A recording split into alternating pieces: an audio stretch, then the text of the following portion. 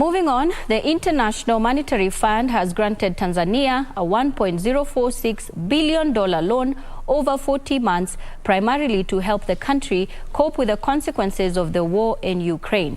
Spillovers from the war in Ukraine are stalling the Tanzanian economies. Gradual recovery from the COVID-19 pandemic, worsening the country's development and reform challenges to unleash its economic potential. Here are the details of this and other news from across the continent. IMF believes that Tanzania will need help to carry out reforms and unleash its economic potential. Tanzania is to immediately receive the equivalent of $151.7 million. It had received $567 million at the end of 2021. The war in Ukraine has caused fuel and food prices to soar worldwide, and the rise in wheat prices seen as particularly worrying. The project, which is part of the extended credit facility, should help finance reforms to improve Tanzania's financial stability, carry out public investments, and support the private sector.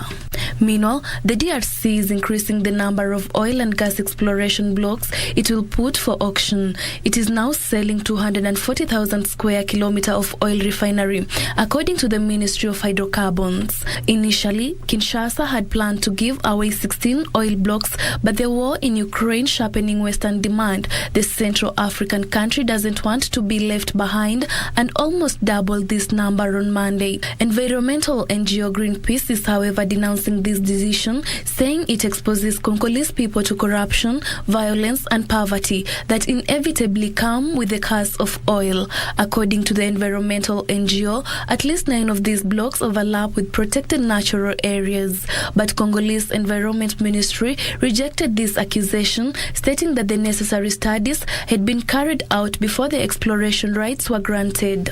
Finally, the South African government is adopting a zero-tolerance stance on the hiring of illegal foreign workers in South Africa. The Department of Home Affairs said it has developed a clear mandate on addressing immigration in South Africa. The department is said to be well aware of the volume of foreigners who are residing in the South Country illegally, with either fraudulent paperwork or no status whatsoever. All employers are to ensure that all their expatriate staff are in possession of legally obtained and issued work visas. The department is currently working their way through businesses and arresting both the illegal expatriate as well as the relevant company representatives.